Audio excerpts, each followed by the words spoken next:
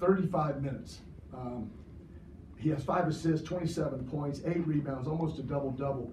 But we wanted to make him guard. We wanted to make him hedge those ball screens.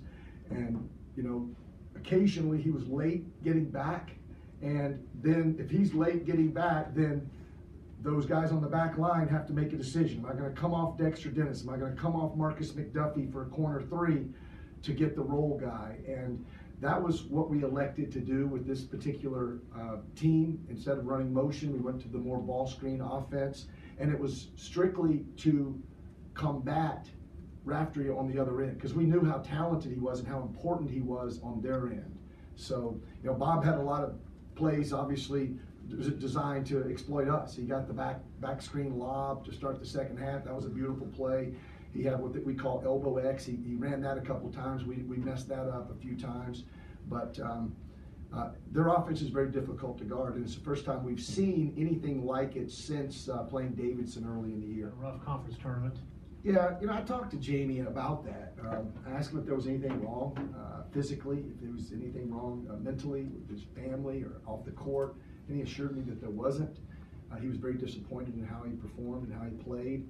So I just, you know, appealed to his big heart, and I said, listen, this team needs you. We need you to play well. We need you to, you know, block shots and defend and rebound, and that's what he wasn't. He looked very non-athletic and slow against Temple and Cincinnati especially. But tonight, you know, he was 8 for 10. He goes for a double-double with 16 and 10.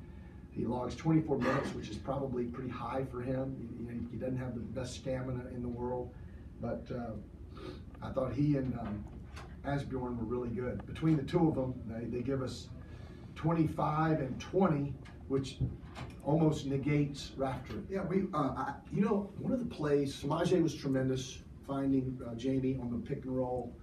I thought Jamarius Burton had a beautiful pass with about 2.5 minutes to go approximately. I think that gave us the lead, or after they tied it with a couple free throws. I thought that was a big play, because as a freshman, sometimes his vision is not as acute as you would like it to be.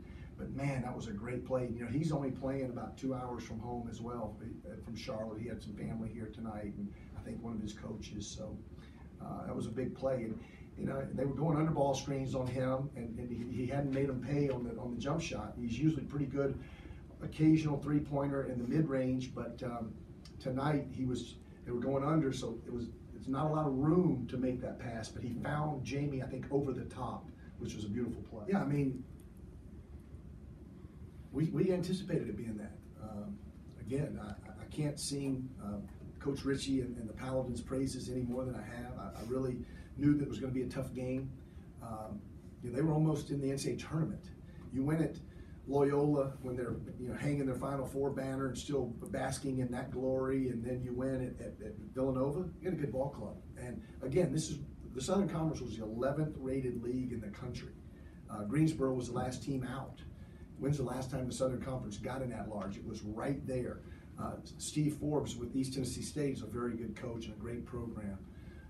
And Mike Young, I mean, Mike and I used to play against each other in high school when I was in Roanoke and he was in Radford. I mean, the guy is just unbelievable, and his Wofford team is one of the best teams in the country and could go to a second or maybe even a third week. He made some shots. I thought he had 5 turnovers. He only had 4. He's just a little loose with his decision making, but man, he can shoot the basketball, and he made some timely jump shots, mid-range, threes.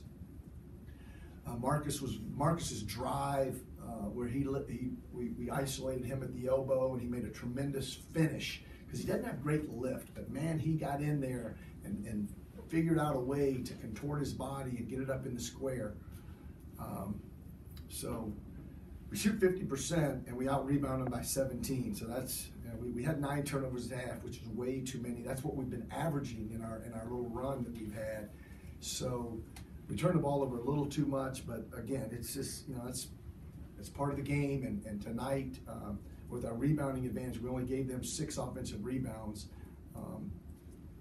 We beat a good team in a tough environment, so we get to advance here.